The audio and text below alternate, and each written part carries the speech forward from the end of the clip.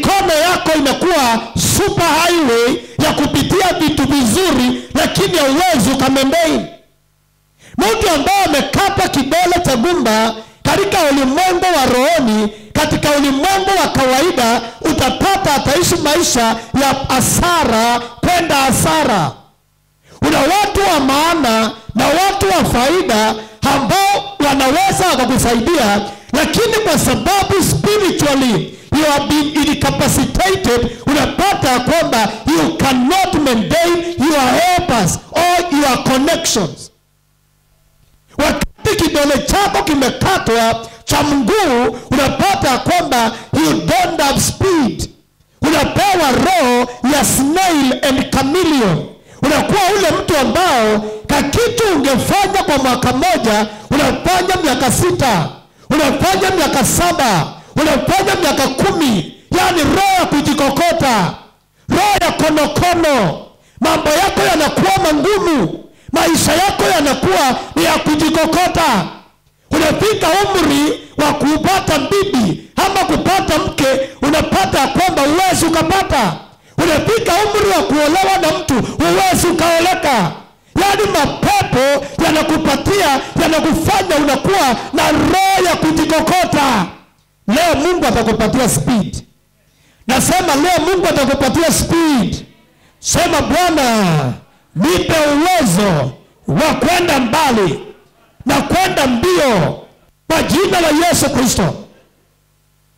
So unakuwa ni mtu umechoka, ni mtu ambaye hauna uwezo wa kufanya mambo ambayo kwako yalikuwa rahisi. Maisha yako yanakuwa ni ya kung'ang'ana. Watu wale wanakujua, hata wakikaa kando wanaangalia, wanaona uko na shida. Saa ingine unaweza ukawa wewe, watu wakikuangalia wanaona kama unaendelea vizuri, lakini vile mambo yalivyo katika kawaida sivyo vile yalivyo katika rohoni. Siku ya leo nimekuja kukukwamua. Nasema leo nimekuja kukukwamua katika jina la Yesu. Roho ya konokono. Watu wametupiwa roho ya konokono, roho ya kutoenda. Unapata kwamba katika maisha yako yamekwama. Biblia inasema ya kwamba Adoni-Bezek akasema ya kwamba amekata wafalme 70 vidole vya ngumba na vidole vya mguu vile vikubwa. God has saved you to live like a king. Mungu amekuumba ukae kama mfalme. Mungu amekuumba upate kuishi maisha ya kifalme.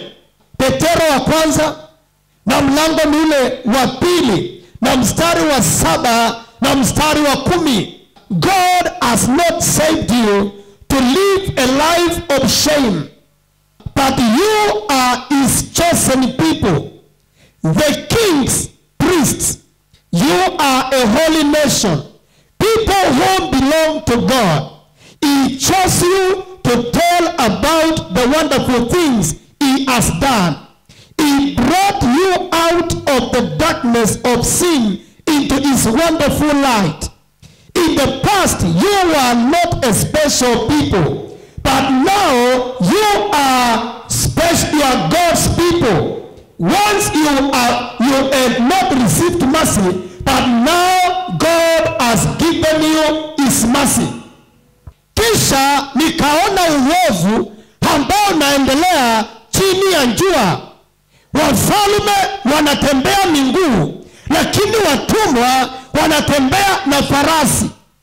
So kuna watu ambao the devil has reduced them to be beggars, to be slaves, but God has called us into his marvelous light that we may live like kings. Sema kuanzia leo nitaishi kama mfalme. Before we got born again, we were not special people, but now we are special people.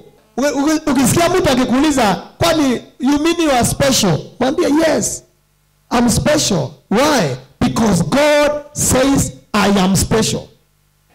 Sema I am special because God calls me special.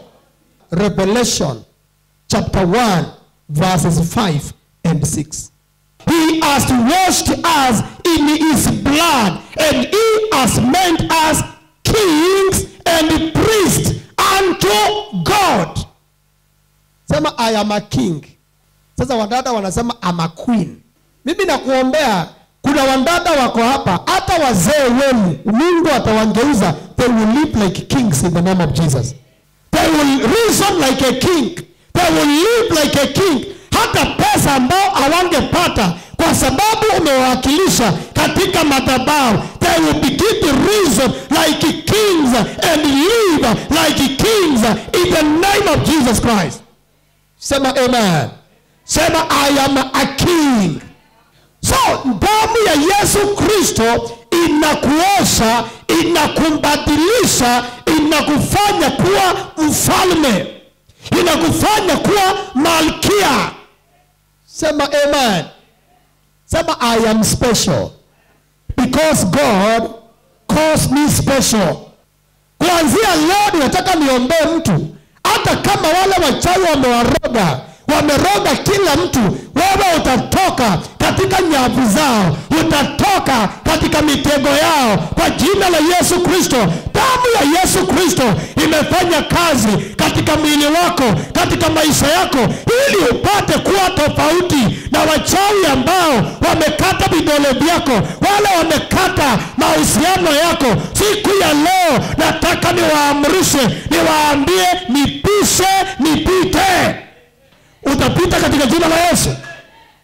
So wakikata kidole chako cha gumba, ina maana kwamba hauwezi ukakuwa na mahusiano yenye yanakufanya uingie katika serious relationship.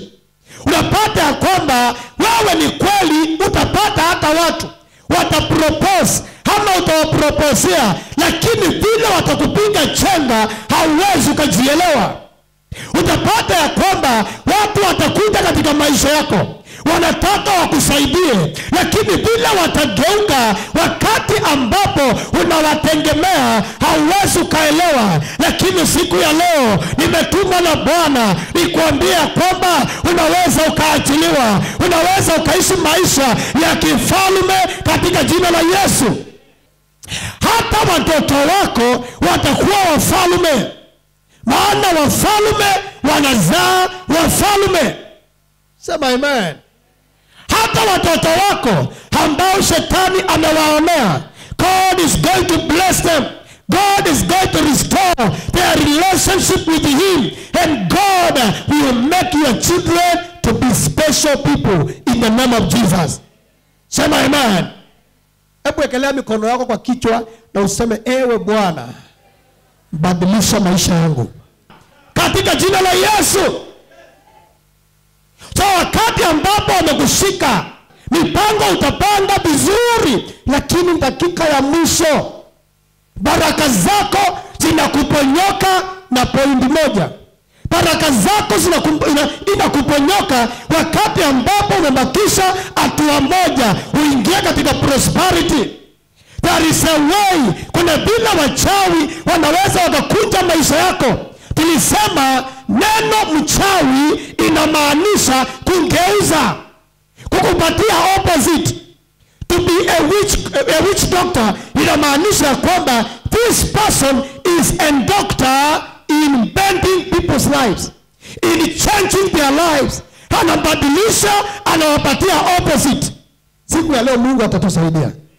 Walia kupeleka kwa daktari wa kumbadilisha maisha, akakumbadilishia maisha kupitia picha yako, kupitia mchanga waliyechota, ama kupitia pesa yako. Siku ya leo Bwana atakumbadilishia maisha. Nasema Yesu atakumbadilishia maisha. Sema amen. So wakati wamekata kidole chako, wanakukosesha the right connections. Watu wale ambao wanakuja maishani mwako wanakutumia wajisaidie, na wakisaidika baada ya kukutumia tu wanakudump. Nebukadneza mfalme wa Babeli amenila, ameniseta, amenimeza kama nyoka, amekula mpaka vitu vyangu vya anasa amejaza katika tumbo lake. Amenitema, amenitupa. So kuna watu ambao katika maisha that has been normal. Yani shetani ameifanya kuwa kawaida. Watu wanakuja kwako saa ile wako na shida, baada ya kuwasaidia wanakusahau. Mungu atakukumbuka. Nasema Mungu atakukumbuka. Shetani akitaka kubadilisha maisha yako the opposite way, anatumianga watu. Mungu akitaka kubadilisha maisha yako kwa njia inayostahili, anatumia watu. Psalm 17 verses 14. From men which are thy hand, O Lord. From men who are thy hand. So wanadamu ndio mkono wa Mungu. Mungu akitaka akomboe maisha yako, anatumia watu. Mungu akiona shida yako, anatuma mtu. Anampatia upako na anampatia neno lako la wakati. So the Bible says, men who are the hand of God. Ule mtu umekaa na yeye, huyo mtu ni mkono wa Mungu ambaye Mungu anaweza akamtumia akabadilisha maisha yako. Praise the Lord. Mchungaji wako ni mkono wa Mungu. Wakati ambapo unaomba Mungu na unamwambia, Baba, katika jina la Yesu ninaomba uninguse. In short, unaambia Mungu, tuma mtu atatue shida yangu. Ewe Bwana, naomba badilisha maisha yangu. Ewe Bwana, naomba nipatie pesa, nipatie mke, nipatie mume. In other words, unaambia Mungu, Lord, send the right person to my life. Praise the Lord. Na Mungu naomba akutumie the right person. Nasema Mungu akutumie the right person. Sema, oh Lord, send the right person into my life. Take away my shame. In the name of Jesus. So men are the hand of God. Wakati wana wa Israeli walililia Mungu kwa sababu ya mkono mzito wa Farao, Mungu alisikia na akaona mateso yao. Na wakati alishuka akaongea na Musa na akamwambia Musa, nimesikia kilio cha wana wa Israeli na nimeona mateso yao, na sasa nimeshuka ili kuweza kuwakomboa kutoka kwa mateso ya Wamisri. Sasa ondoka, henda kwa Farao na ukamwambie, hivi ndivyo Bwana anasema, achilia watu wangu ili waende. So Mungu akiona mchawi aliyekuroga, Mungu akiona mtu amekuendea kwa uganga, Mungu anatia mafuta mtumishi wake. Baada ya kuokoka, Mungu anakupatia mchungaji. Na baada ya Mungu kukupatia mchungaji, anataka wewe ukue partner na pamoja na mchungaji. Sema amen. You partner with your pastor in terms of advancing the kingdom of God. Wale watu ambao wanafanya kazi pamoja na mchungaji, those who labor together with their pastor, hata mchungaji wao akifaulu, huwa wanafaulu. Wakati ambapo umeingia katika moyo wa mchungaji, mimi nikipiga magoti hapa niombe, kuna watu siwezi kusahau kutaja jina lao, because they are of a profit to my ministry. Wale ambao walikuwa partners wa Yesu, hata akienda mlimani alienda na wao. Wakati wa mwisho, wakati anaenda kufa, alikaa akakula na wao na akawaambia, hata baada ya kufufuka tutakutana na nyinyi mahali fulani. Wakati wengine walikuwa katika giza, hawa hawakukaa katika giza. Musa akiongea na Onani, jamaa huyo alikuwa mshirika wa Musa, lakini ikafika mahali jamaa akachoka, akaambia Musa, nataka kurudi nyuma. Musa akamwambia, usirudi nyuma, kaa pamoja nasi, na itakuwa katika ile siku Mungu atakukumbuka, hatakachotupatia Bwana hata wewe tutakugawia. Sema amen.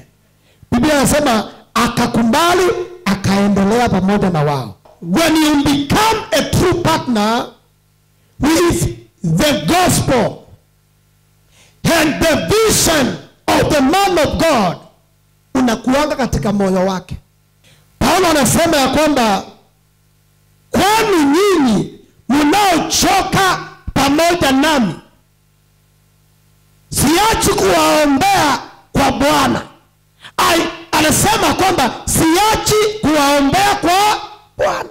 Wakati ambapo unachoka, when you are laboring with your pastor, he will not tire to pray for you. He will keep on praying for you, ili uwe na nguvu, uwe na afya, uwe maisha yako uendelee vizuri. Wacha kwenda kwa kanisa kama ule mtu amejificha. Be proud to be part of this house. Sema amen. So katika maisha lazima uelewe ya kwamba when you are a partner, you are in the heart of your pastor, and your pastor will make sure that he is praying for you. Wakati ambapo unataka kuona mkono wa Mungu, unamwambia, Lord visit me, change my life, turn my life around, unamwambia Bwana, send the right person. Kwenye kitabu cha Samueli wa pili mlango wa 10 na mstari wa 11, akasema, wakiwa Washami ondari mno kwangu, ndipo wewe utanisaidia. Lakini wana wa Amoni wakiwa ni ondari mno kwako, ndipo mimi nitakuja nikusaidie wewe. Huyu ni Joab anamwambia mtu anaitwa Abishai. Hawa watu walikuwa na maadui tofauti. Kulikuwa na group mbili za maadui zao. Na kwa hivyo akamwambia kwamba maadui zangu wakiwa wenye nguvu sana juu yangu, njoo unisaidie. Na wakati maadui zako nao watakuwa na nguvu juu yako, nami nitakuja nitakusaidia.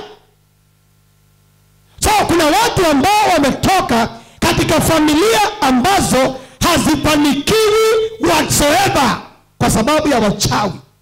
Roho ya Adonibezek wa hiyo mboma, wenye nguvu wa hiyo mboma ya mama yao, unapata ya kwamba haziwezi zikaruhusu mtu yeyote hakawa na kazi miezi miwili. Na akipata kazi, kuna kitu kitamkula, kitahakikisha ya kwamba hawezi akaonyesha mahali pesa zake zinaenda. Maana atatupiwa ugonjwa, atatupiwa kisirani. Kuna kitu ambacho kitahakikisha pesa yao haiwezi ikafaulu. Unaweka kabiashara, unapata ya kwamba kabiashara kawezi kufaulu, kwa maana roho ya Adonibezek imewakalia. Sasa hapo ndio unahitaji kukuwa na prayer partner.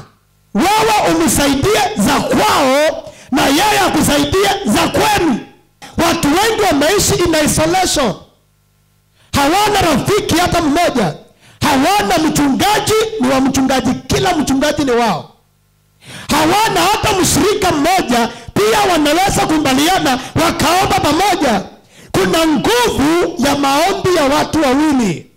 Mahali wawili ama watatu wako kwa jina langu, niko pamoja nao, na lolote ambalo watafunga hapa duniani litafungwa mbinguni, na lolote ambalo watafungua duniani litafunguliwa mbinguni.